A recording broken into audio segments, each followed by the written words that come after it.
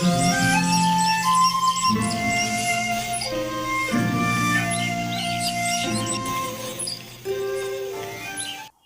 The lord.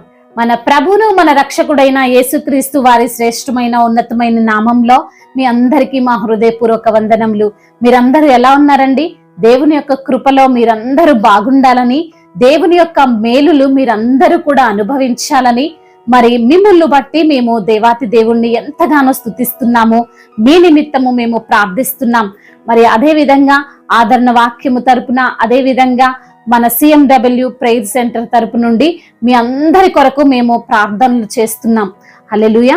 మరి దేవుడు ఈ రోజును కూడా ఒక చక్కని వాగ్దానాన్ని మనకు అనుగ్రహించాడు. దేవుని వాగ్దానము అంతా కూడా మన జీవితంలో ఖచ్చితంగా నెరవేర్చబడుతుంది. నమ్ముట నీ వలనైతే నమ్మువానికి సమస్తము సాధ్యమని దేవాతి దేవుడు సెలవిస్తున్నాడు. ఆయన వాగ్దానాన్ని ఎవరైతే నమ్ముతారో, ఎవరైతే రిసీవ్ చేసుకుంటారో వారి జీవితంలో గొప్ప కార్యాలు దేవుడు జరిగిస్తాడు. మరి ఈ రోజున దేవాతి దేవుడు మనకు అనుగ్రహించిన వాగ్దానాన్ని చదువుకుందాం. కీర్తన గ్రంథము 3వ కీర్తన 6వ వచనాన్ని చదువుకుందాం. 10,000 మంది దండెత్తి నా మీదికి వచ్చి మోహరించినను నేను భయపడను. హల్లెలూయా.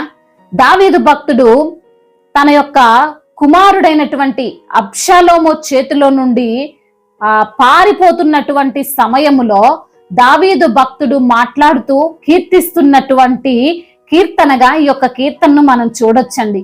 మరి తన సొంత కుమారుడే అధికారము కోసం, ఆధిపత్యం కోసం, ప్రజలను శాసించాలన్నటువంటి, రాజుగా ఉండాలన్నటువంటి ఆకాంక్షతో తన యొక్క తండ్రి రాజుగా ఉన్నప్పటికీ ఆ రాజసింహాసనం తనకు రావాలని ఎంతగానో తండ్రినే చంపాలనుకునే ప్రయత్నాలు చేస్తున్నటువంటి కుమారుడు అబ్షాలోముగా మనం చూడవచ్చు. అయితే ఈ అబ్షాలోము ఎదుటి నుండి పారిపోతున్నటువంటి సందర్భంలో ఈ మాటలు మాట్లాడుతున్నాడు. 10,000 మంది దండెత్తి నా మీదికి వచ్చి మోహరించినను నేను భయపడను. ఎందుకండి దావీదు భక్తుడు ఈ మాట అంటున్నాడంటే, తాను భయపడను అంటున్నాడు.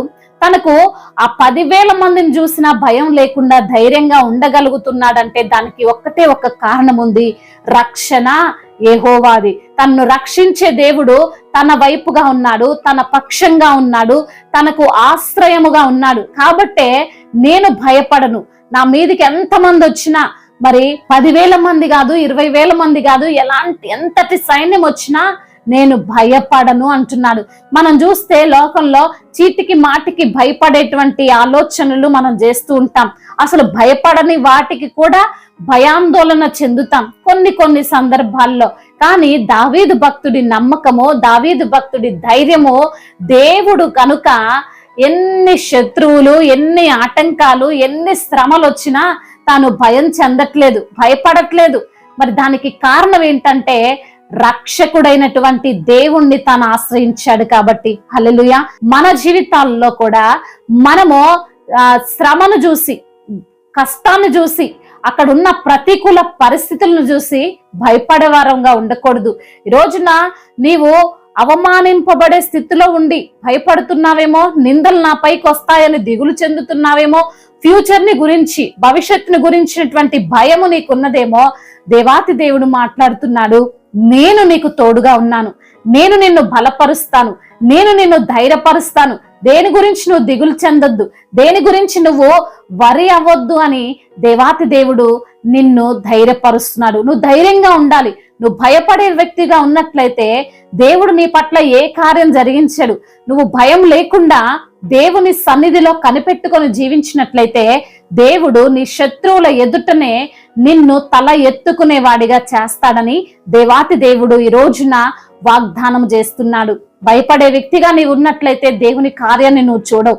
మరి దావీదు భక్తుడికి ఉన్నటువంటి ధైర్యము దేవుడే నీకు వచ్చినటువంటి సమస్య, అనారోగ్య సమస్య కావచ్చు, అప్పుల భారాలు కావచ్చు, మరి నిందలు కావచ్చు, అవమానాలు కావచ్చు, ఇంకా ఏవైనా గాని వాటిని బట్టి నువ్వు దిగులు చెందకుండా దేవుడు ఖచ్చితంగా నన్ను ఈ శ్రమ నుంచి తప్పిస్తాడు, ఈ కష్టం నుంచి నన్ను విడిపిస్తాడు, నాకు నా దేవుడు తోడుగా ఉన్నాడు అన్న ధైర్యంతో నీవు ఉండినట్లయితే నీవు గొప్ప కార్యాన్ని చూడగలుగుతావు. మరి అబ్షాలోము చేతిలో నుండి మరి దేవుడు దావీదును తప్పించాడు. సౌలు చేతిలో నుండి దేవుడు దావీదుని తప్పించాడు. ఎన్నో ప్రతికూలతలు, ఎన్నో ఆటంకాలు, శత్రువుల చేతిలో నుండి తనను కాపాడగలిగినటువంటి దేవుణ్ణి దావీదు కలిగి ఉన్నాడు. ఈ రోజు నువ్వు కూడా నీ సొంత వారే, నీకు నీ ఇంట్లో ఉన్న వారే శత్రువులుగా మారుతున్నారేమో, మొర్రపెట్టు దేవుని సన్నిధిలో. ఆయన్ని బట్టి నువ్వు ధైర్యం తెచ్చుకో.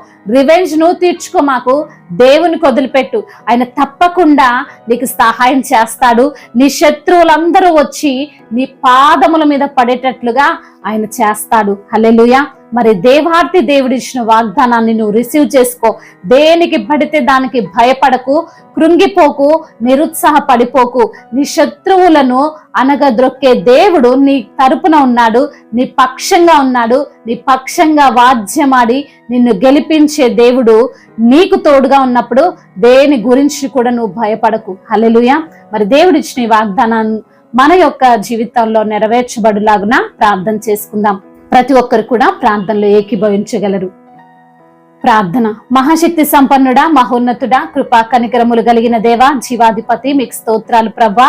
అవును తండ్రి, దావీదు భక్తుడి జీవితంలో ప్రభా, మరి తండ్రి శత్రువులు తనని చుట్టుముట్టినప్పుడు 10,000 మంది దండెత్తి తన మీదకి వచ్చినప్పుడు మిమ్మల్ని బట్టి, మీ యొక్క అయా మరి తండ్రి మీ మీద ఉన్నటువంటి నమ్మకాన్ని బట్టి, మిమ్మల్ని ఆశ్రయంగా చేసుకున్న విధానాన్ని బట్టి ధైర్యంగా తండ్రి మిమ్మల్ని స్తుతిస్తున్నాడు ప్రభా. రక్షణ యెహోవాది, యుద్ధము యెహోవాది. అవును నా తండ్రి, మీరే వారి పక్షముగా యుద్ధము చేసే దేవుడవు. మిమ్మల్ని నమ్మిన వారిని ఎంత మాత్రమును సిగ్గుపరిచే దేవుడవు కాదు ప్రభా.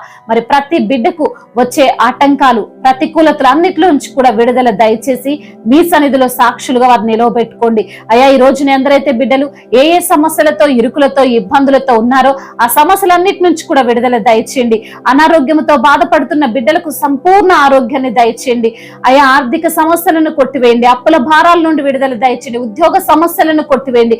మంచి ఉద్యోగము బిడ్డలకు మీరు అనుగ్రహించండి. ఈ రోజున ప్రయాణాలు చేసుకుంటున్న ప్రతి బిడ్డకు మీరు తోడుగా ఉండండి. వారి ప్రయాణం అంతటిని సుఖముగా, సౌఖ్యముగా జరుగునట్లుగా కృప చూపించండి. ఈ రోజున ఎందరైతే బిడ్డలు దుఃఖిస్తున్నారో వారి దుఃఖమును సంతోషంగా మార్చండి.